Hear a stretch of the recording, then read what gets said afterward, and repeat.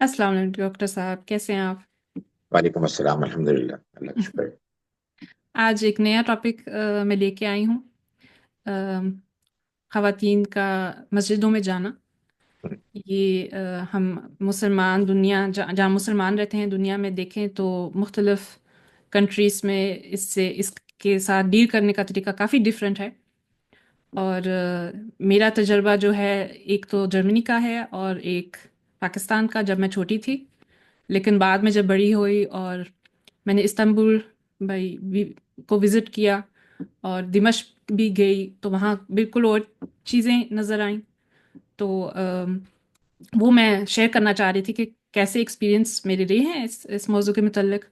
और इस एक्सपीरियंस का क्या असर भी फिर मुझ पे हुआ है, या क्या कौन से क्वेश्चंस फिर अराइव भाई उठे जिनको मैंने फिर सॉल्व करने की कोशिश की। तो वो सिलसिला मैं आज शुरू करना जा रही हूँ आपके साथ। अम, पहली बात तो ये, जर्मनी में जब मैं नमाज को पाबंदी से पढ़ने लगी तो हमारा यहाँ होता था, स्कूल भी जाते थे वगैरह वगैरह, तो एक स्कूल के करीब एक मस्जिद भी होती थी तुर्कियों की, जहाँ मैंने फिर अपनी सहेली के साथ बाकायदा जाना भी शुरू किया कि जब भी कोई ब्रेक हो या जुमे की नमाज हो तो हम वहाँ जाते थे। तो वहाँ जो रूम्स होते थे जो औरतों के लिए ख़ास होते थे वहाँ जाके नमाज पढ़ते थे। तो जो इमाम साहब की आवाज़ थी वो हमें नज़र नहीं आते थे, लेकिन उनकी आवाज़ सिर्फ आती थी, हमें सुनाई देती थी। और उसको ऑर्गेंटेट उस पे करके फिर नमाज पढ़ते थे। तो एक तो ये एक्सपीरियंस था कि भाई कोशिश करनी कि कज़ा ना हो, उसको भाई बाकायदा टाइम पे पढ़ना, भाई कोशिश होती थी मेरी हमेशा। तो उस उम्र में ये तसव्वुर भी मेरा कोई नहीं था कि भाई बैठ के भी पढ़ सकते हैं, या आप मुश्किल में हो तो चलते चलते भी पढ़ सकते हैं। ये ideas I didn't know in the time. तो मेरा यही होता कि भाई सही तरह पढ़ी नहीं तो फिर कज़ा लाजमी होगी, तो घर जाके फिर पढ़ेंगे। तो जब मैं पाकिस्तान गई इस उम्र में, आई थिंक 17-18 साल की थी कुछ, तो मुझे ये होता था हमेशा कि भाई हम तो यहाँ गैर मुसलमान कंट्री में एक रह रहे हैं, जर्मनी में रह रहे हैं, यहाँ वो सहूलत नहीं है, क्योंकि हमारी तादाद इतनी नहीं है मुसलमानों की कि हमको सारी फैसिलिटीज़ हासिल हों।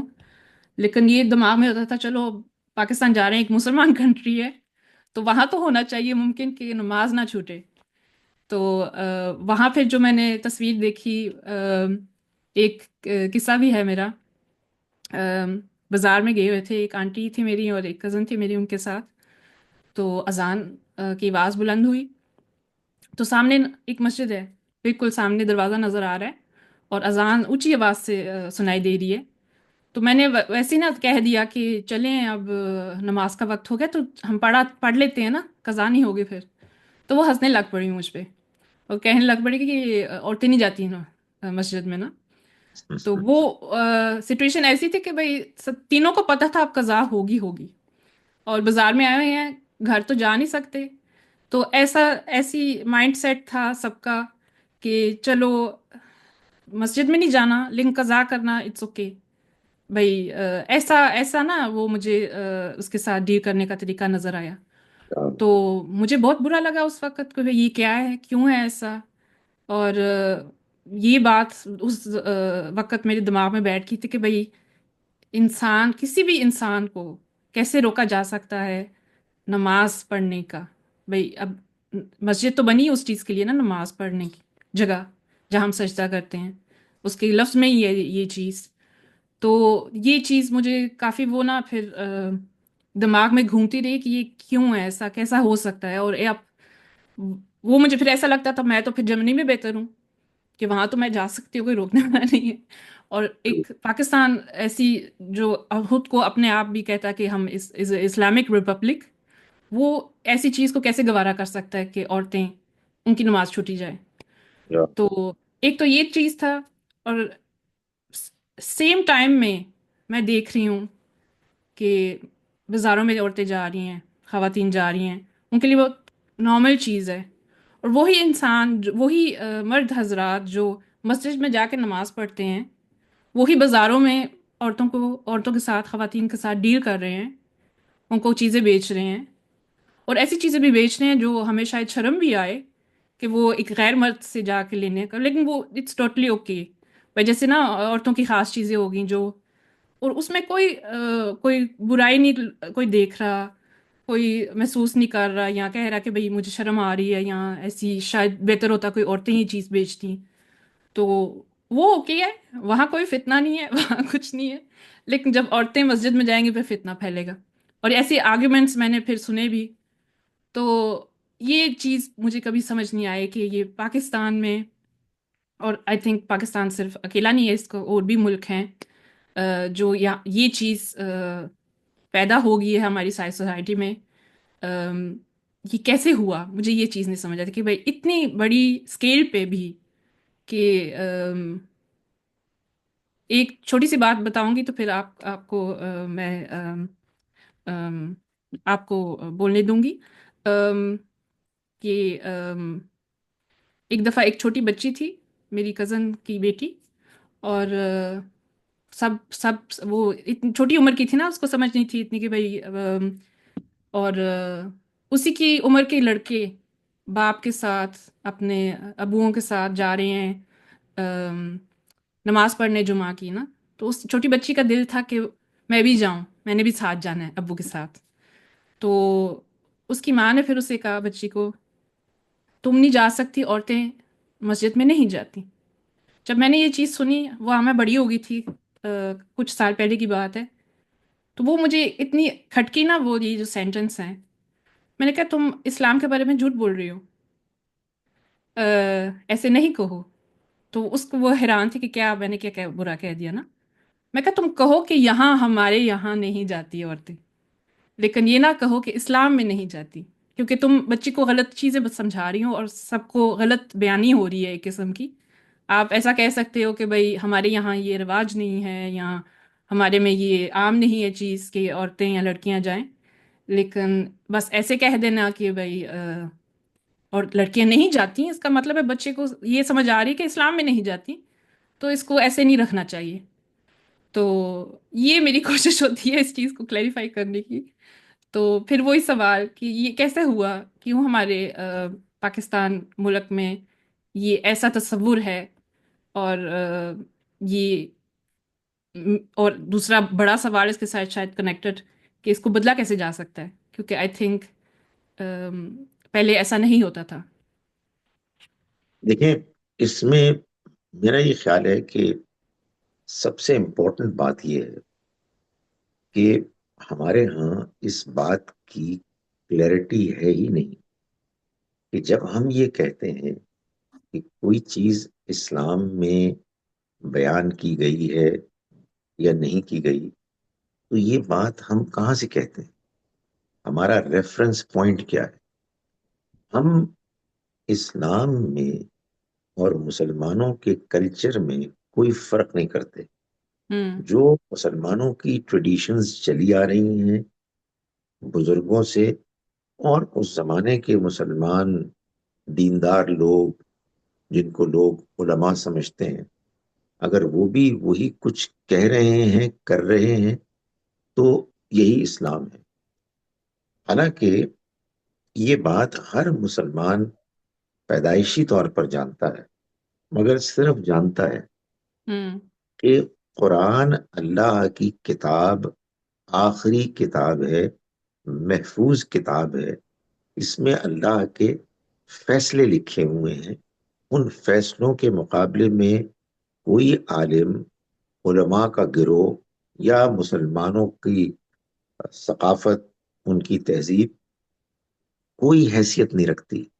اللہ ہوں کی کتاب میں، آپ کی جب میں بات سن رہا تھا تو مجھے خیال آیا کہ یہ اللہ کی کتاب میں سورہ البقرہ کی آیت نمبر 114 میں اللہ تعالیٰ نے یہ بیان فرمایا ہے کہ وَمَنْ أَظْلَمُ مِمَّنْ مَنَعَ مَسَاجِدَ اللَّهِ، اس سے زیادہ ظالم اور کون ہو سکتا ہے کہ جو اللہ کی مسجدوں سے روکے، ہوں اَن یُذْکَرَ فِیہا اسمہ، کہ اس میں اس کے نام کو بیان کیا جائے، پکارا جائے. تو یہ کتنی عجیب بات ہے. اس وجہ سے آپ کے دونوں سوالوں کا ایک ہی جواب ہے کہ یہ ایسا کیوں ہوا، اور اگر ایسا ہو گیا تو اب اس کی اصلاح کا کیا طریقہ ہے. دونوں کا جواب یہ ہے کہ یہ ایسا اس لیے ہوا کہ مسلمانوں نے قرآن کو چھوڑ کر اپنے اسلام کے بارے میں فیصلے کرنے شروع کر دیے. ہوں اور اصلاح اس وقت شروع ہو جائے گی جب مسلمان یہ طے کر لیں گے کہ ہمارے گرد و پیش میں جو کچھ بھی اسلام کے نام پر ہو رہا ہے وہ کوئی ضروری نہیں ہے کہ وہ اسلام. اس میں بہت سی چیزیں اسلام ہیں اور بہت سی چیزیں نہیں ہیں. فیصلہ کیسے ہوگا؟ فیصلہ قرآن مجید سے ہوگا، اور نبی اکرم صلی اللہ علیہ وسلم کے اس عمل سے ہوگا کہ جس کو ہم قرآن کی روشنی میں سمجھیں گے. یہ بھی ایک بڑی ہوں امپورٹنٹ بات ہے. ورنہ لوگ آ کے کوئی ایک حدیث سناتا ہے، کوئی دوسری حدیث سناتا ہے. نہیں، وہ ساری احادیث ہمارے لیے بڑی محترم ہیں، ہوں بشرطے کہ وہ قرآن کے فلٹر سے نکل کے ہمارے سامنے آئے. ہوں جب تک یہ کلیئرٹی پیدا نہیں ہوگی، یہی کنفیوژن رہے گا کہ ہمارا اسلام یہ ہے، تمہارا اسلام یہ ہے. سب کا اسلام ایک ہی ہے. قرآن مجید یہ بات بیان فرماتا ہے سورہ آل عمران کی آیت نمبر 102 میں: ایمان والو، وَاعْتَصِمُوا بِحَبْلِ اللَّهِ جَمِيعًا، اللہ کی رسی کو، اس قرآن کو مضبوطی سے پکڑ لو، ولا تفرقو، اور اس میں تفرقے میں مت پڑو. ہوں یہی اس کا حل، یہی اس کا علاج. جی شکریہ آپ کا. مجھے نا ایک دوسرا بھی ایک قصہ ہے جو میں نے لاسٹ ٹائم جب میں گئی تھی پاکستان، وہ وہاں مجھے پیش آیا کہ ہم گئے ہوئے تھے ایک دن کے لیے لاہور. تو ہم نے میرا خواہش تھی کہ بھائی چلو بادشاہ مسجد ہو کے آتے ہیں نا. تو ہم نے کراچی سے آ رہے تھے، وہاں لینڈ کیا لاہور، پھر وہاں ایک دن گزارنا تھا، شام کو واپس جانا تھا گجرات. تو م- وہ جو ایک دن تھا ہمارا، وہ ہمیں کوشش چلے نماز پڑھاتے ہیں نا، بادشاہ مسجد کے درشن ویسے کیسے جیسے کہتے ہیں کراتے ہیں. تو پلاننگ نہیں تھی ہماری، لیکن اس ٹائم ہم پہنچے جب جمعہ کی نماز پڑھائی جا رہی تھی اور اعلان ہو رہا تھا کہ جمعے کی نماز کے لیے آ جاؤ، اذان ہو رہی تھی. میں بہت خوش، میں کہا کافی عرصہ ہو گیا میں نے جمعے کی نماز نہیں پڑھی.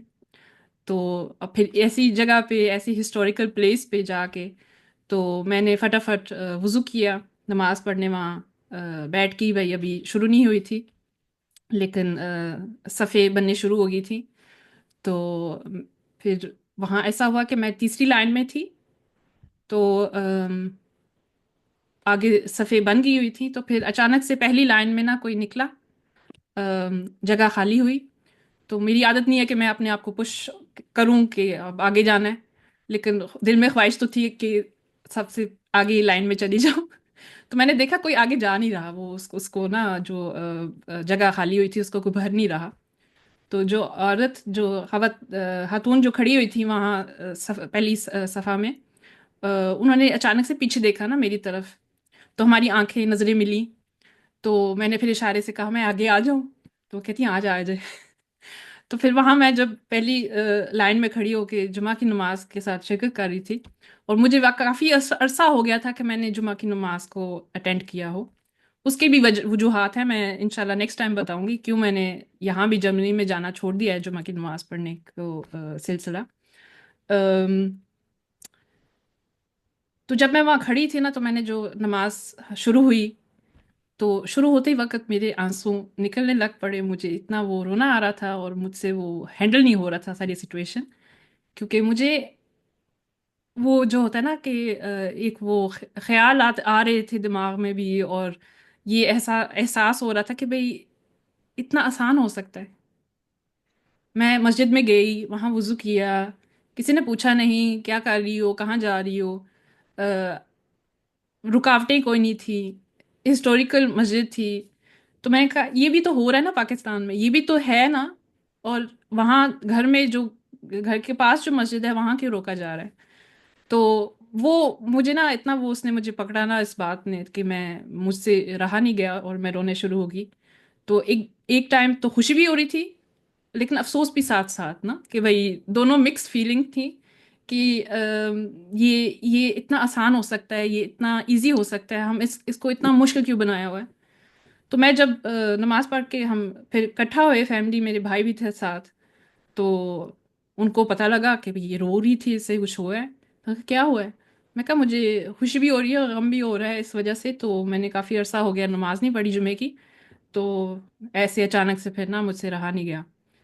تو انہوں نے پھر کہا، ان کا اتنا نہیں ہے کہ بھائی ان کا تصور میں تھا، انہوں نے کہا بھی پھر آ، جمعے کی نماز تو عورتوں کی گھر میں ہوتی ہے. تو میں نے پھر نا ایسے مذاق سے ان کے سر پہ ذرا ٹپکا، میں کہا نہیں ایسا نہیں ہوتا. کو نا ایسے وہ کہ، اور وہاں سے میں نے ڈسکس نہیں کیا اس بات کو، لیکن وہ ایسی باتوں کا مجھے پتا ہے کہ ایسے تصور ہیں کہ جو بہن بھائی، جو بھائی بھی ہوتے ہیں، جو سوسائٹی ہوتی ہے، ان کو اس چیز کا احساس ہی نہیں ہے کہ کچھ چھینا گیا ہے. اور وہ مجھے پھر جب تک یہ احساس نہیں پیدا ہوگا، جب تک یہ درد دکھ نہیں محسوس ہوگا، آئی تھنک وہ کوئی چیز چینج نہیں ہوگی، کیونکہ وہ اس کا وہ ایک نیڈ ہوتی ہے نا، وہ ہے ہی کوئی نہیں. تو وہ آئی تھنک، اور خواتین میں بھی پیدا کرنی چاہیے، سوسائٹی میں اس کے بارے میں بتانا چاہیے کہ ہمیں وہ چیز ایز اے ماڈل لینی چاہیے جو ہمیں نبی پاک نے سکھائی ہے. وہ ہمارا دائرہ ہونا چاہیے ان چیزوں کو دیکھنے کا. تو وہ جب تک نہیں ہوگا، I think nothing will change. آپ کی بات صحیح ہے. میں ایک تو خیر اپنی وہ تصحیح کر لوں، وہ سورہ آل عمران کی آیت نمبر 102 نہیں 103 تھی. اچھا. ایک بات میں آپ کو بتاؤں کہ ایک بہت اہم لیکن مشکل چیز یہ ہے دنیا کے ہر معاملے میں، لیکن دین کے معاملے میں خاص طور پر، کہ انسان کے اندر بیلنس پیدا ہو. ہوں. انسان دونوں طرح کی ایکسٹریمز، انتہاؤں سے بچے. اس کا بھی طریقہ یہ ہے کہ انسان اللہ کی کتاب کو آ، سچائی اور گہرائی کے ساتھ پڑھے اور سمجھے. لیکن میں آپ کو یہ بتاؤں، میرے اندر جب دینی تبدیلی پیدا ہوئی تو حقیقت یہ ہے کہ میں تو قرآن ہی پڑھتا تھا، مگر قرآن مجید پڑھنے کے باوجود میں قرآن مجید وہ پڑھتا تھا جس کی تشریح گرد و پیش میں لوگ کر رہے ہوتے تھے. اور میں مساجد میں جاتا تھا، لوگوں کی بات سنتا تھا، تو وہی مذہبیت پیدا ہوئی جو مذہبیت ماحول میں تھی. اور اس مذہبیت میں آپ کو یقین دلاؤں کہ میری مذہبی زندگی کے پہلے بہت سے سال اس تصور کے ساتھ گزرے کہ اگر تم نے دیندار بننا ہے اور اللہ کے قریب آنا ہے تو شاید میں مبالغہ نہیں کر رہا، اس زمانے میں یہ میرے ذہن میں بات بیٹھی ہوئی تھی کہ اس کا سب سے پہلا جو آ، مظہر، اس کا نتیجہ ہونا چاہیے، وہ یہ ہے کہ تم عورت ذات کے سائے سے بھی بچو. سو ہوں. Can you imagine? ہوں. اچھا، اب مردوں اور عورتوں کے انٹریکشن میں جو ایک احتیاط ہونی چاہیے وہ تو ہمیں معلوم ہے، ہوں. اللہ نے اس کو بیان فرمایا ہے. اور بہرحال وہ ایک ایسی چیز ہے کہ جو انسان جانتا ہے اور اس کو اس کے بارے میں چوکس رہنا چاہیے. مگر کین یو امیجن یہ ایکسٹریم؟ اور ہوں. میں آپ کے سامنے اس کی جیتی جاگتی مثال ہوں. ناٹ 1 or 2 months، ہوں. years، بلکہ ہوں. میں مبالغہ اگر نہیں کر رہا ہوں تو ڈیکیڈز لگے مجھے اس چیز سے باہر آنے میں. حالانکہ قرآن مجید بالکل بیلنس کی تعلیم دیتا ہے، اس میں اس طرح کی کوئی چیز نہیں لکھی. ہوں. اور پھر آپ جیسا کہ فرما رہی ہیں اور ہم دیکھ رہے ہیں کہ نبی اکرم صلی اللہ علیہ وسلم کی زندگی میں ایسا نہیں ہے. خانہ کعبہ لوگ جاتے ہیں، وہاں طواف میں ایسا نہیں ہے. مگر ہوں. کین یو امیجن کہ وہ ہوں. جو ریلیجس ماحول اور ذہنیت ہے وہ کتنا گہرا اثر ڈالتی ہے انسان کے اوپر، کہ وہ سمجھتا ہے کہ جو ماحول میں چیز اچھی مطلوب ہے وہی دین ہے، اور جو ہوں ماحول میں یعنی دیندار لوگوں کے ماحول میں جو چیز ان ایکسیپٹیبل ہے، ہوں وہ چاہے کتنی ہی ایکسیپٹیبل کیوں نہ ہو، وہ قابل نفرت ہے، قابل مذمت ہے۔ تو اس ریالٹی کو ہمیں جاننا چاہیے اور اس کی اصلاح ہونی چاہیے۔ آپ لکی ہیں کہ آپ ویسٹ میں پلی بڑی ہیں، جہاں ویسٹرن ماحول کے اور تمام دنیا کے مسلمانوں کا وہاں آ جانا، نمبر ٹو، اس نے ہوں مل کر یہ ایک خوبی پیدا کی ہے کہ آپ پاکستان کے اس مذہبی ماحول کی گھٹن سے بچ گئی، ورنہ یہ آج بھی وہاں یہی کچھ ہے۔ ہاں مجھے بھی every thing has a bad and good side. مجھے ایسا لگتا ہے کہ یہاں اریٹیشن زیادہ ہوئی مجھے، کیونکہ ایوری ٹائم ہوتا ہے نا جو آپ کہہ رہے ہیں کہ مختلف ممالک سے بھی مسلمان کٹھے ہوتے ہیں یہاں، وہ ہم ایک دوسرے کو بھی اریٹیٹ کرتے رہتے ہیں کہ بھئی آپ یہ کیوں کر رہے ہو، ایسے کیوں کر رہے ہو. پھر وہاں سے پھر سمجھنے کا سلسلہ شروع ہوتا ہے کہ بھئی کیا صحیح ہے کیا غلط ہے، اور کیا کون سی چیز کہاں کھڑی ہے. ظاہر ہے مجھے بھی ایسا لگتا ہے کہ میں پاکستان میں بڑی ہوتی تو میں ان چیزوں کو ایسے دیکھنا شاید میرے لیے ممکن ہی نہیں ہوتا، کیونکہ وہ اریٹیشن نہیں پیدا جی، ہوتی. تو لیکن میں آپ سے پوچھنا چاہ رہی تھی کہ آپ کا ٹرننگ پوائنٹ کیا تھا، آپ کیا چیز تھی کہ وہ جو آپ سمجھتے ہیں کہ وہاں اس نظریے سے آپ نکلے. ایک لمبی داستان ہے، مگر میں آپ کو یہ بات آ، بتاؤں تو شاید آپ کو حیرت ہو کہ یہ جو میرا سفر ہے ایوولوشن کا دین کے اندر، اس میں یعنی میں استاد محترم جاوید احمد غامدی صاحب کے ساتھ ہی تھا. ہوں ظاہر ہے وہ ایک بہت بیلنسڈ آدمی ہے اور ان کے اندر دین کی بہت زیادہ گہرائی ہے، مگر اس طرح کے معاملات میں وہاں بھی ایک سختی تھی.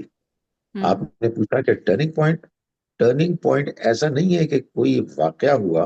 ہوں کوئی واقعہ ہوا وہ بھی شاید کسی موقع میں آپ کو بتاؤں گا، لیکن قرآن مجید، ہوں قرآن مجید کو پڑھنا، گہرائی کے ساتھ پڑھنا، اور قرآن مجید کو فیصلہ کن اتھارٹی ماننا. میں آپ کو یہ بتاؤں کہ یہ شاید الفاظ بس بیان ہو جاتے ہیں، آدمی سن لیتا ہے. یہ حقیقت ہے کہ مسلمانوں میں سے بہت سو نے قرآن مجید کو فیصلہ کن اتھارٹی بہت سے معاملات میں نہیں بنایا ہے، ہوں جس کی وجہ سے یہ ایکسٹریمزم ہمارے اندر پایا جاتا ہے. ہوں. چلیں اس گفتگو کو جاری رکھیں گے، ہمارا وقت اب انشاءاللہ ختم ہو رہا ہے. تو انشاءاللہ اس ٹاپک کو ہم آگے آگے سے بھی دیکھیں گے، اور اس کی کافی انشاءاللہ ڈیٹیلنگس میں بھی جا کے کچھ سوالات ہیں جو میں آپ سے پوچھنا چاہ رہی تھی. تو انشاءاللہ یہ سلسلہ جاری رہے گا. انشاءاللہ. آپ کا بہت بہت شکریہ. شکریہ. خدا حافظ. خدا حافظ.